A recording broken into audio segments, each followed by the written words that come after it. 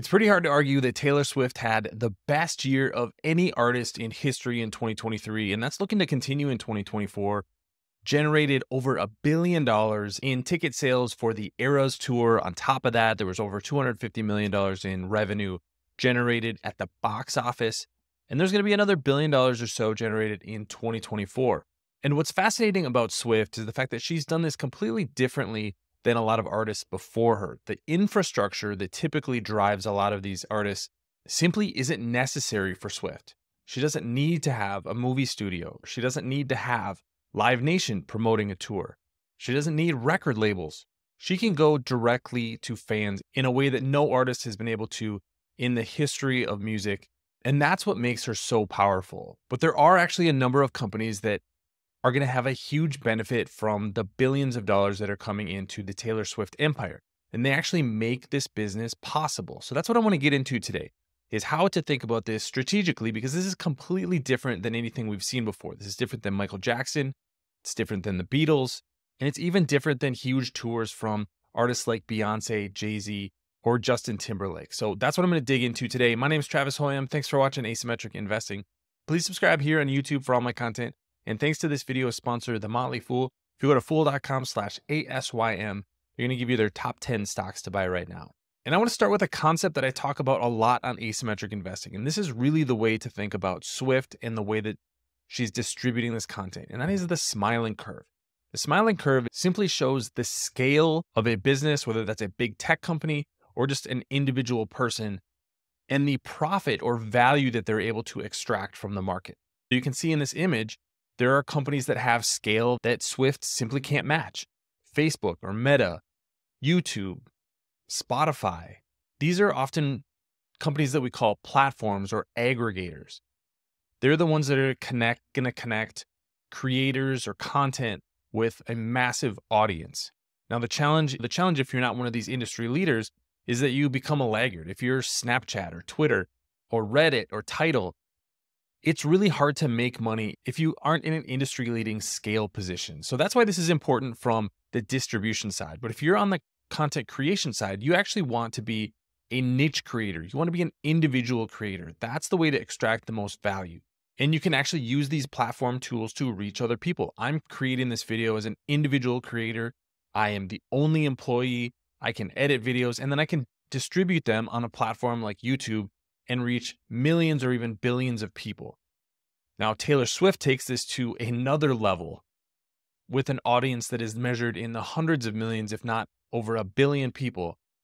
But she still needs to reach that audience. And the way that she does that is by connecting through things like social media, through music aggregators. If she's going to distribute a film, she's going to need to do that through movie theaters. So the business becomes different for Swift because she's able to cut out the middleman. But she still, at the end of the day, needs these aggregators to distribute content. You still have to be able to reach people with what you're doing. So if you're creating a film, if you put it on Netflix, it's going to be much more valuable and more people are going to see it than if you just distributed it yourself on your own website. That's something that she did during the pandemic to great success. So today I want to get into 3 companies that I think could ultimately really benefit from the billions of dollars that are coming from the Eras tour. And these really show that these are the kind of powerful players in the market that still play a very important role in distribution, even for somebody who doesn't need a lot of help on the infrastructure side. Swift needs to reach all those customers. And I'm going to give you 3 companies, 3 stocks that might interest you in 2024 as a result. Thanks to our friends at The Motley Fool for sponsoring this video. Visit fool.com/ASYM for the top 10 stocks to buy right now. The first company that plays a really interesting role in Swift's journey over the last couple of decades is Spotify. Now, this is the streaming music platform you're probably familiar with, but she actually pulled all of her music from Spotify in 2014. One of the reasons was she was complaining about the fact that the royalties paid to artists were relatively low. Now, that was likely true, but in 2017, Swift put her content back on Spotify.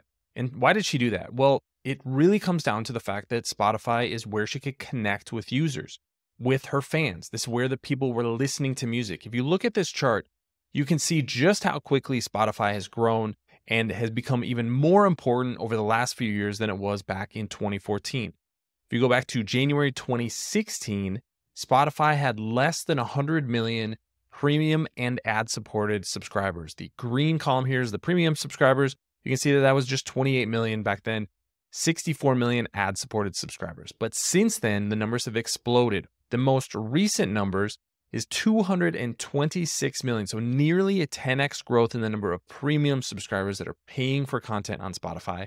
And the number of ad-supported subscribers up about 5x to 361 million.